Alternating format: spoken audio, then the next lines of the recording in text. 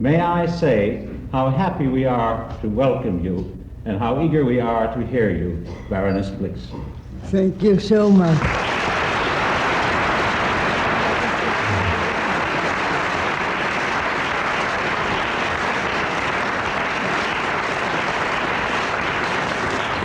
I am very happy to be here to speak to you, and I want to thank my American readers for welcoming me as they've done.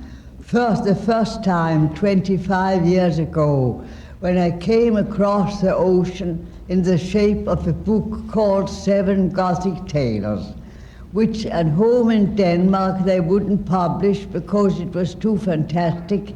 And in England, they also thought that no publisher would be sufficiently audacious to print it. And they here welcomed me in America with such understanding and sympathy as I can never forget. And now, on my own arrival in the country, I have been met with the most overwhelming kindness from everybody. I want to thank you all for it.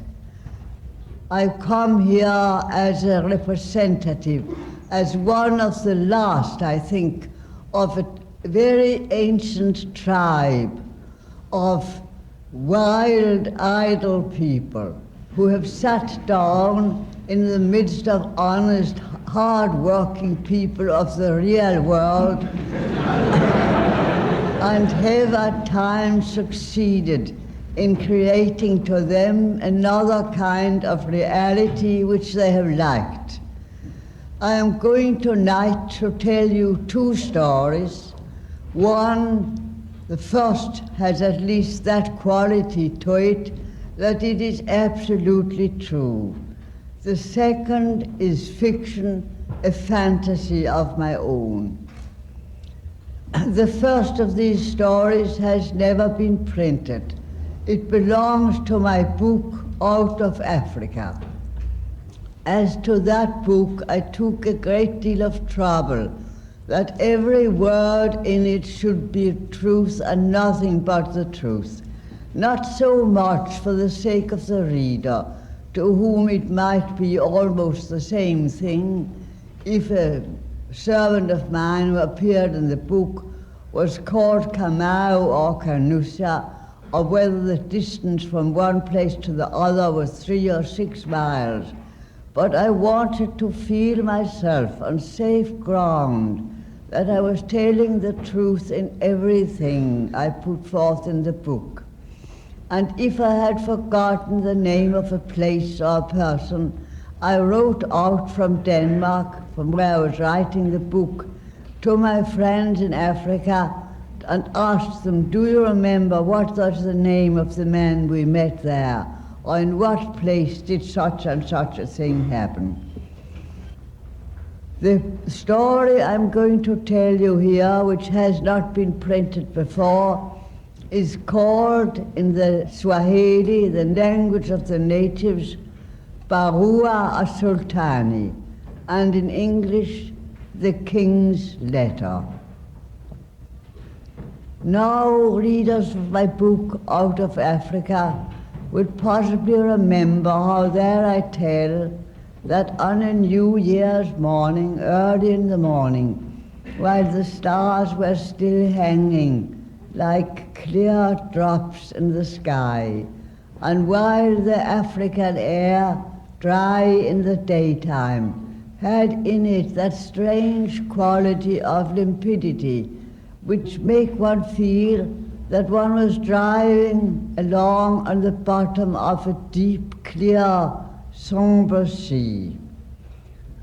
I was driving on a very bad road through the Maasai Reserve with my English friend, Dennis Finch-Hatton, and with my native Kikuyu driver and his Somali gun-bearer.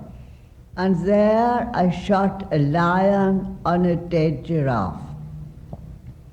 Later on, Dennis and I were suspecting of having shot the giraffe, a thing which, according to the game laws of Kenya, one is not allowed to do.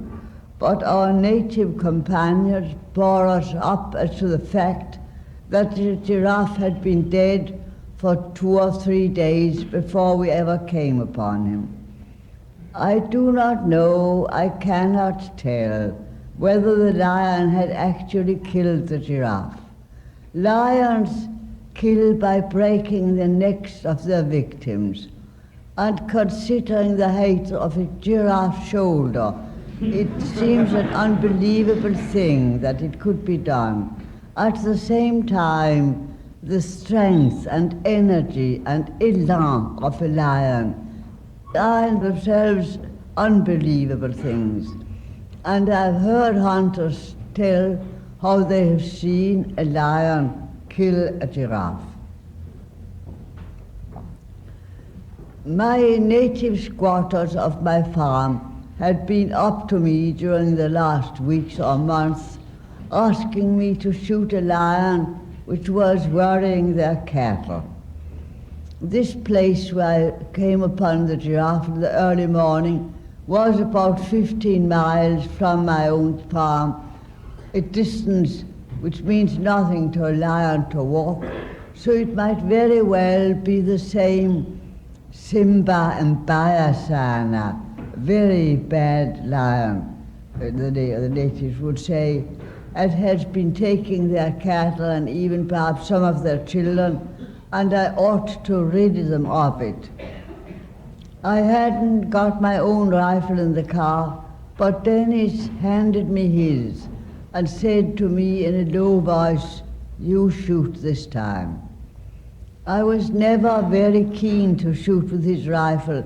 It was too long and too heavy for me. But I remembered how an old friend of mine, Mr. Bulpett, a man known by all sportsmen in the world of that time, and very much appreciated by me as being one of the very few old people out in the colony. And believe me or not, one misses old people very much when they are not there. He was a man who had swum the Hellespont and climbed the Matterhorn, and who had in his days been the lover of the Spanish dancer La Belle Otero. And he had said to me, "The man who can hear a lovely tune without wanting to learn it by heart, and admire the beauty of a lovely woman without wanting to win her, and see a fine head of game without wanting to shoot it, has not got a real human heart." So this shot was going to be a declaration of love, and ought not then the weapon to be the very first quality? Or one might say that all hunting is really a kind of love affair. The hunter is in love with the game. And all hunters are keen animal lovers. But in general, the infatuation is mostly one-sided.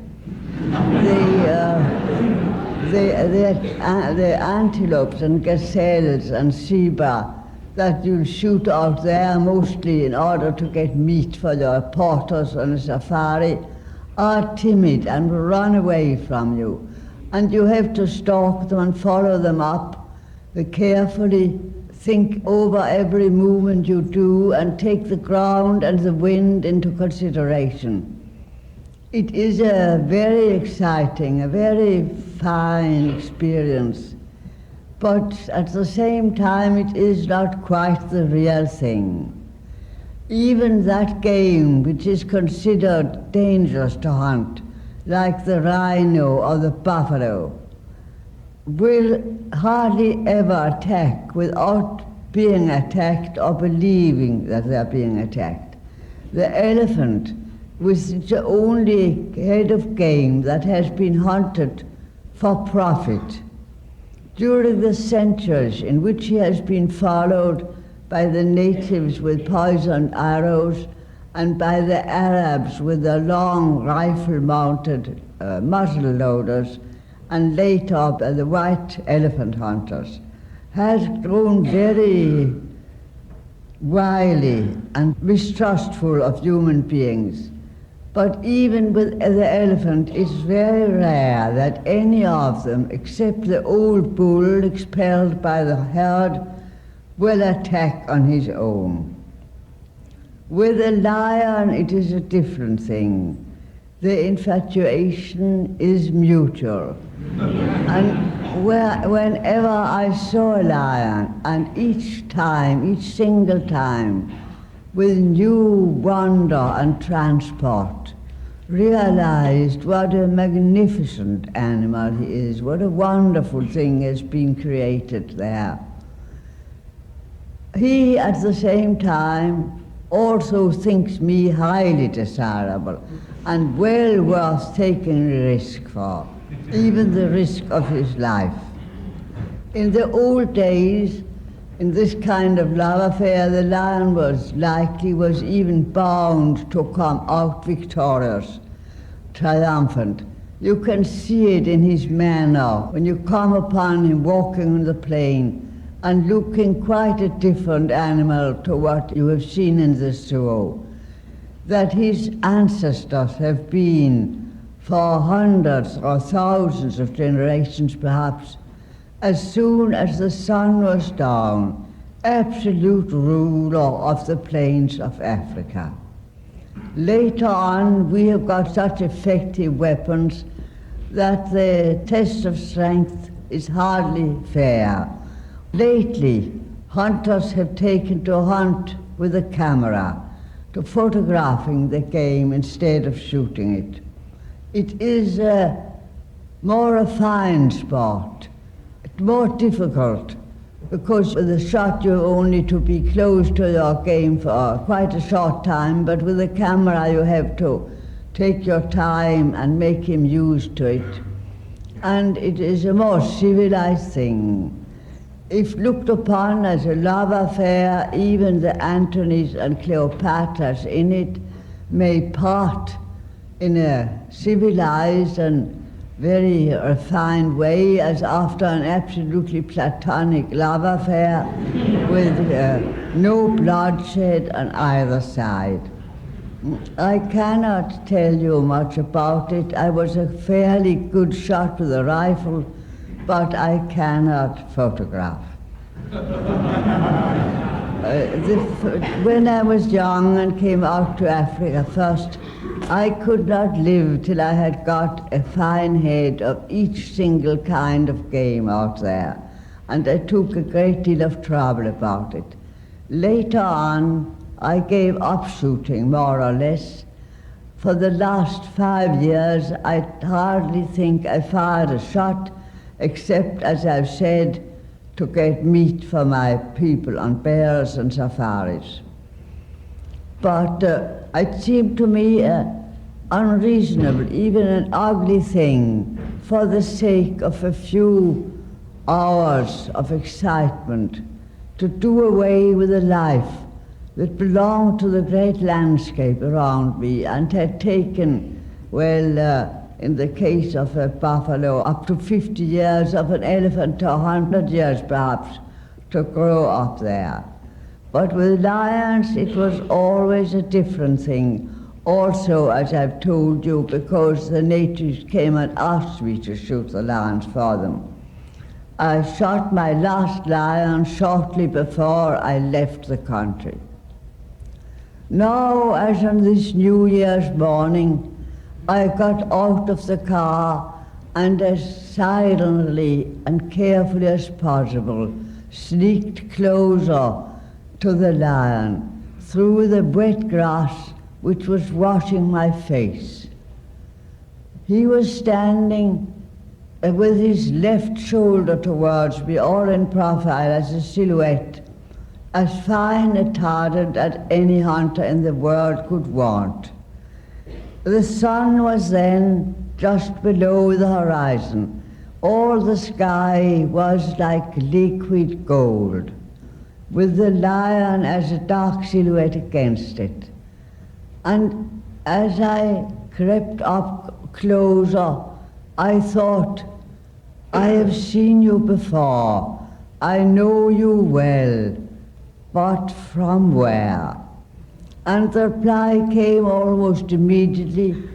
He's one of the lions in the Danish royal coat of arms, one of our 3 dark blue lions on golden ground. Lion posant or, it is called in the heraldic language. And as I sat down and got Dennis' rifle placed on my knees and took aim, I thought, if I get this lion, the King of Denmark shall have the skin of him. As now the shot was fired, breaking the stillness of the morning landscape, echoing with a long echo from the hills, it looked to me as if the lion was borne straight upwards in the same position that he has been in, a couple of feet into the air, before he came down and collapsed. When we walked up to him, we found that he had been hit in the heart. It was as it should be. Dennis and the driver and gun bearer pulled up their sleeves and began to skin the lion. I sat by them in the short grass on the hill and watched them, and when they stopped from time to time, we had some claret and some almonds and raisins that I had brought out with me in the car because it was New Year's Day. The lion, bereaved of his coat, so close to us, looked magnificent in his nakedness, perfect. There was not a particle of superfluous flesh on him. Every muscle was controlled, rounded. He did not need any cloak of charity. He was all through what he ought to be. The sun was now up in the sky. A shadow was running across the grass and across my feet. I looked up, and in the pale blue vault, which a minute before had been absolutely empty, I saw first one vulture, and then the other, then a whole lot of them circling high above me, waiting for the moment when we should have gone and they could come down to take their part of the happenings here. They seemed to have come from nowhere, out of the empty room, and I don't know how so quickly they had been aware that here was something going on in which they might have an interest. Some people tell me it's by the smell, others that it's the red, the blood that they can see from a very great distance which attracts them. In any case, it's a quite extraordinary thing. They must have most wonderful eyesight or sense of smell. There they were, slowly circling above me, waiting for us to go. Now it was found, when they had skinned the lion, that he was an exceptionally fine, black-maned lion, with his long, thick mane growing all along his shoulder blades. Then his gun-bearer, who had been out on hundreds of safaris, said he was the finest lion he had ever seen. So as it happened, I was going home to Denmark on a visit this spring. I took the skin with me, and on my way I gave it to the firm of Rowland Ward in London to cure it and set it up. When in Denmark I told my friends that I meant to give the skin to the king, our old king Christian X, they laughed at me. It's the worst bit of snobism that we've ever heard about, they said. I said, nay, but you do not know. You have not lived for such a long time outside your own country, where your king becomes a kind of symbol of everything, of landscape and the people and your own childhood. But what is the king to do with the skin, they said to me. He'll be in despair to get it. Well, I said, if the king is going to be in despair, he'll have to be in despair. He will have, I think, at his palace of Amalienborg or Christiansborg in Copenhagen, some attic into which to have it put up. He is to have it in any case. Now it so happened that in autumn, by the time when I was going back to Africa, Roland Ward did not have the skin refinished, so I couldn't hand it over to the king myself. I had to ask an old uncle of mine who was chamberlain at the court to give it to the king in my name. And if the king was really in despair, he hid it very nobly.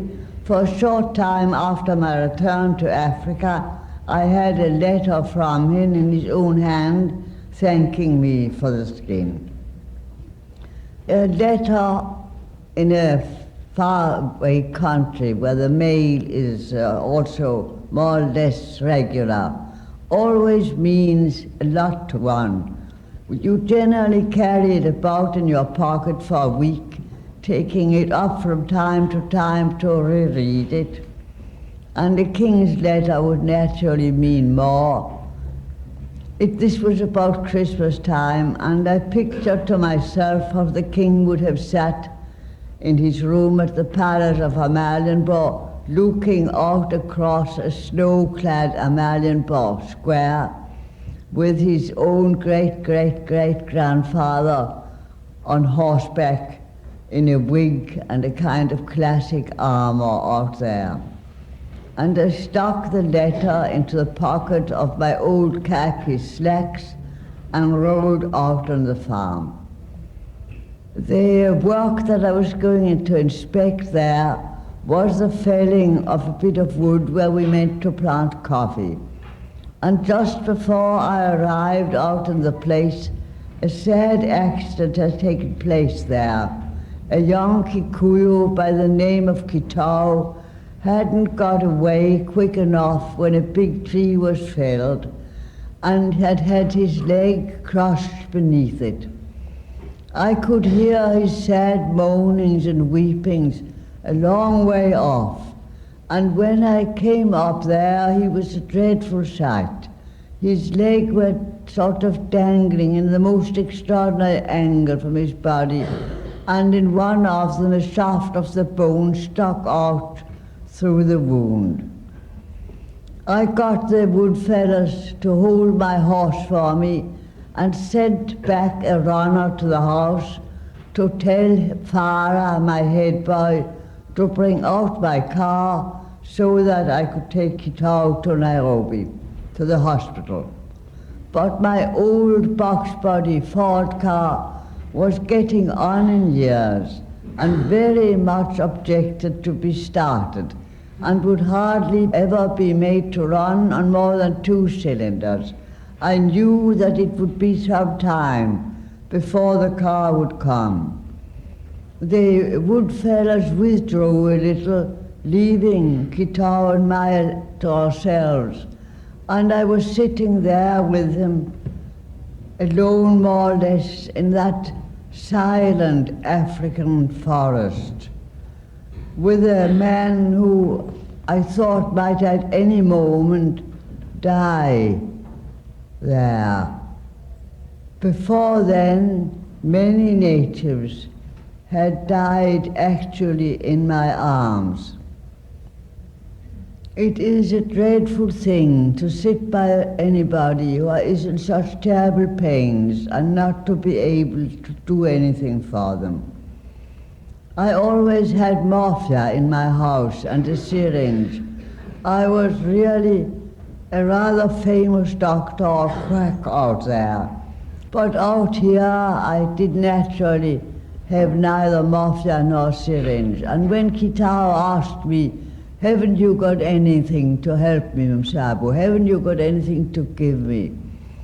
I did not know what to do about it, and I put my hand in my pocket, and I there had bits of sugar that I used to carry with me out on the farm for the little native boys, totos they call them out there, who were herding their sheep and goats of their families on the plains, and who used to come out of the long grass like frogs in a green pond and beg for sugar when they saw me writing about. So I gave Kitao stuck these bits of sugar into his mouth, and it seemed in a way that while he had got them there, it helped him a little. He grew less restless and his face somehow smoothed out.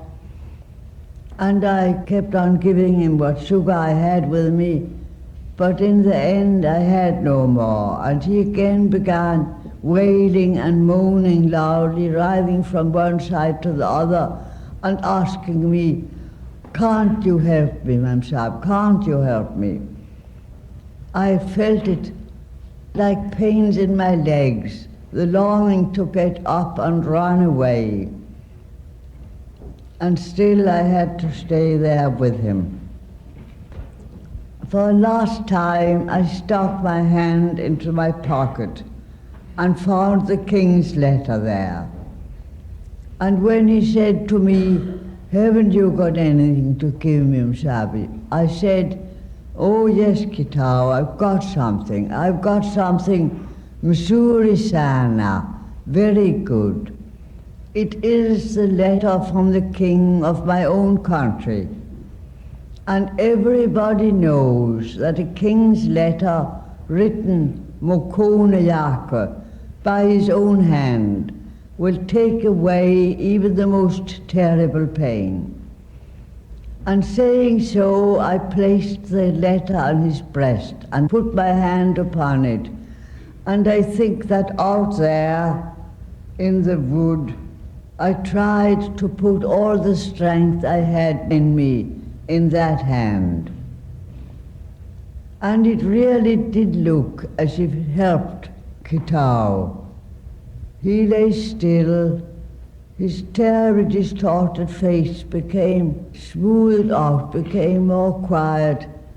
He closed his eyes, then after a while opened them again and looked at me and said, "Yes, it is Missouri." And again after a while, "Yes, Msabu, it is Missouri Sana, it is very good." Now, when the car came up, I wanted to take my seat at the steering wheel, but that he would not allow me to do. "No, Msabu," said, "Farah can drive the car.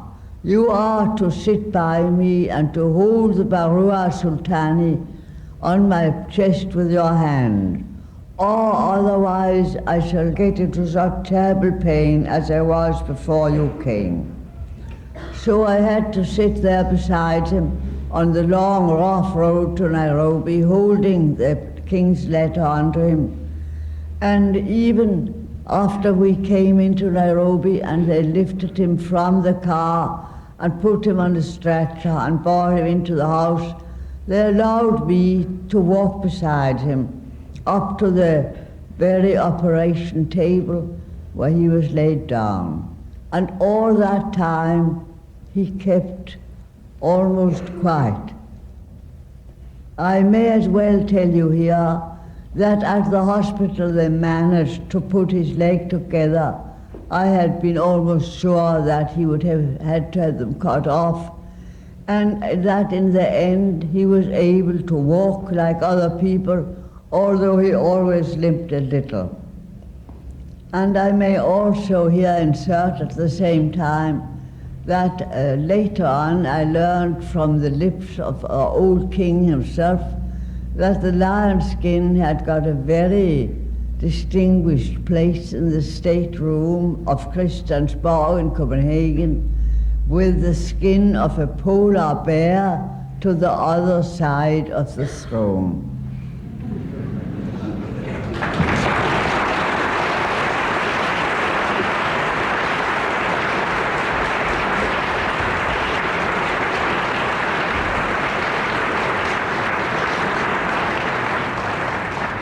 But now, by now, the rumour spread on the farm that I had got this Barua Sultani with this miraculous power.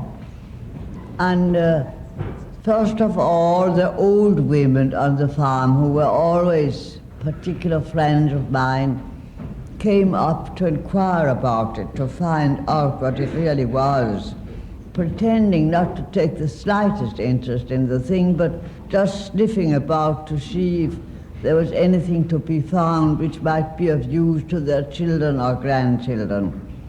And later the men came up and they asked to have the Barua Sultani. They asked to have it. They brought the sick people out and up to my terrace and asked for this Barua Sultani to be laid upon them. Later on again, they wanted to borrow the Barua Sultani down to an old, ill, sick grandfather or grandmother in the hut. From the very first, the Barua Sultani was placed in a particular place amongst my medicines of the house as a thing, a medicine that could not possibly fail, that was absolutely certain, but which must only be used in very hard cases where it was very badly needed. It's the way the natives have got with them. They give a certain value to a thing on their own. I never told them anything about the Barua Sultani, and they stick to that. It is there, and they have a very strong feeling of this, that there are things that can be done in life and other things that cannot be done, and they fall in with this that way.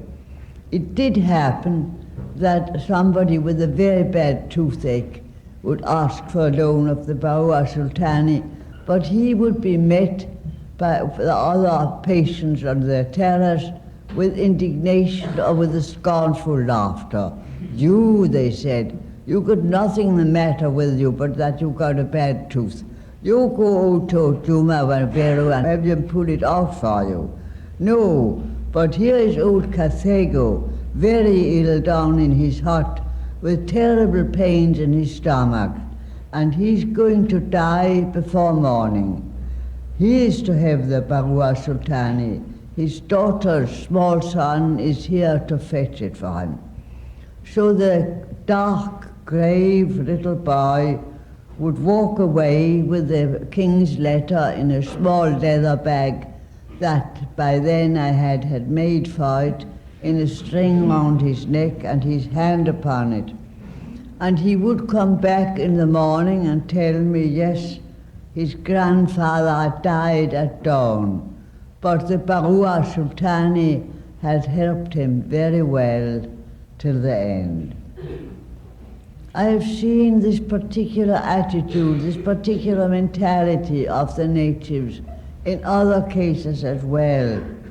It was a thing that always struck me. I saw it at another time when Fatima, Farah's young wife, was giving birth to her first child. I was out there in the hut. I cannot say to her sister because I knew I would be no good. I had no knowledge about the childbirth, but just because I thought that she expected me to be there. And I can say without exaggeration that it was a terrible place to find oneself in. All men on the place, Farah, the father of the child who was going to be born with them, had been chased a long way away, and about a dozen Somali women from Nairobi, of the very highest families, because the Somalis attach a lot of importance to birth and breeding, had come out to help Fatima.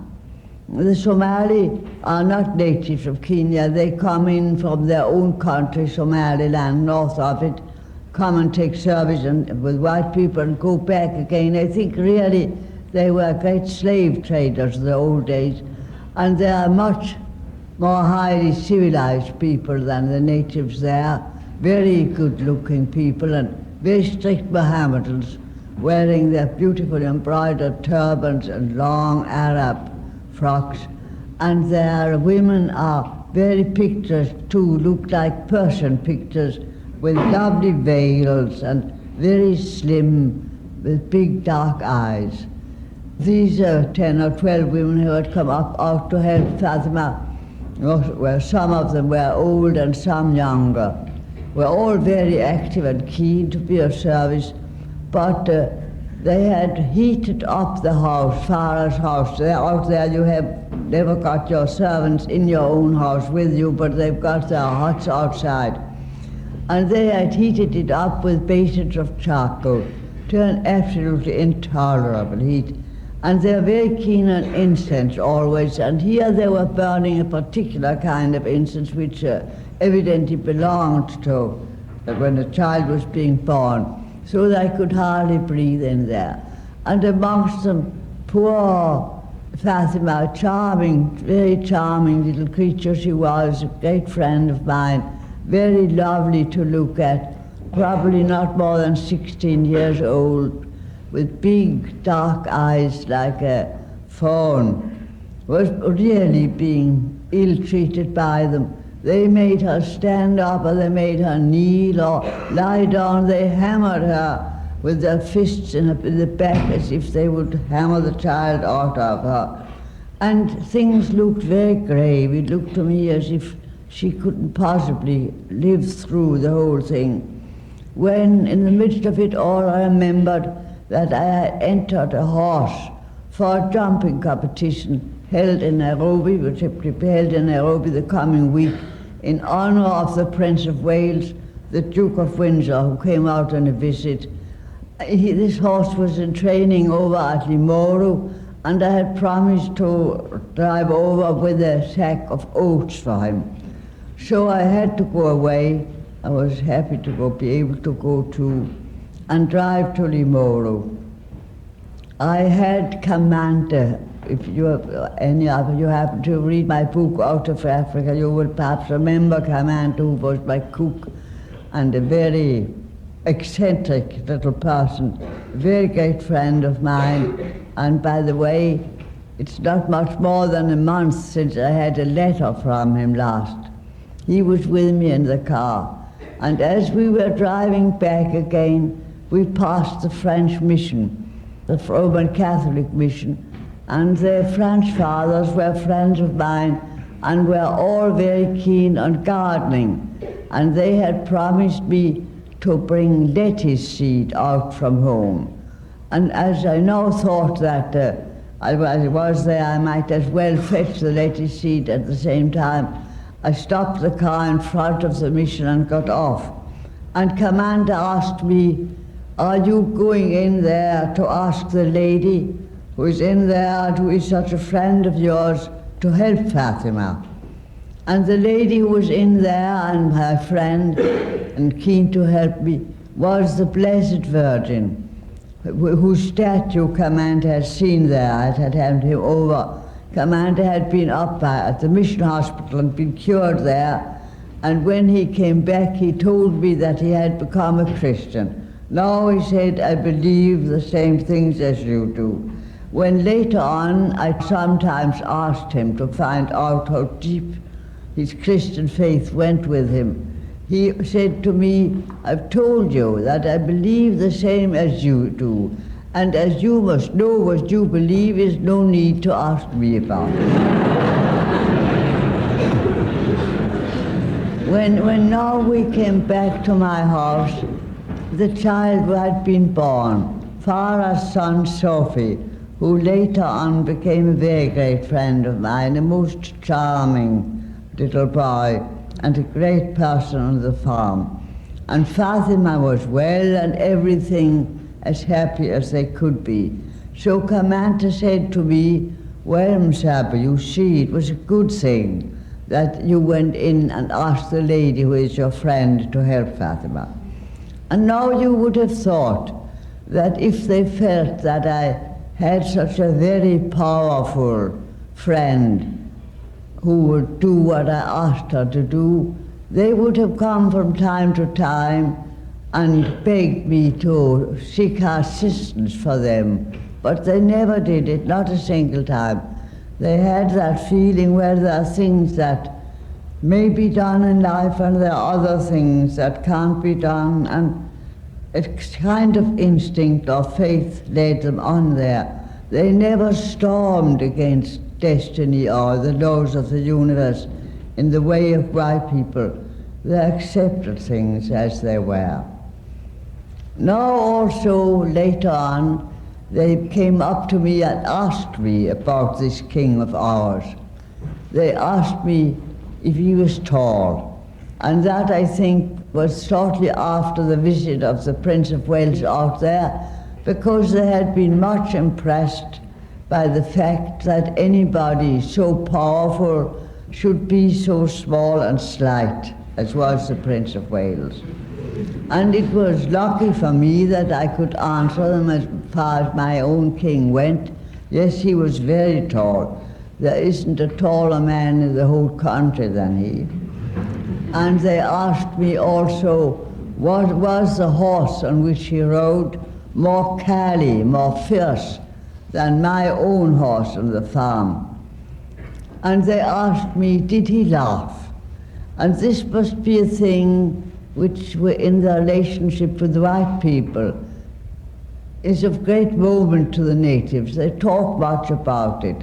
They said to me once, we know or feel that you are a different kabila, a different tribe to the other white people out here.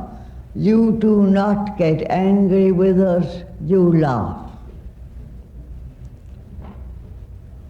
I have still got the king's letter, but by now it is unreadable, covered with spots of blood and matter. I have stood and looked at it and have thought of another piece of blood-stained, well, cloth this time, which is kept at the Museum of Rosenborg, and which is the pocket handkerchief of old King Christian IV, when 300 years ago, in a naval battle against the Swedes, he lost an eye and held this handkerchief to his eye. An old Danish poet has written a poem about it and talks of the precious and noble spots of royal blood. Well, the spots on my letter are not of royal blood. It is the blood of my dumb, patient, forbearing people. But then it is a king's handwriting, Mokone Jake, his own hand. And we who call ourselves or feel ourselves to be servants of the word, in looking at it, will feel, each of us as I do, the wish that something we have written, that I have written, Mokono Yango, by my own hand, may at some time, in some place, to people in need, be Barua Asultani.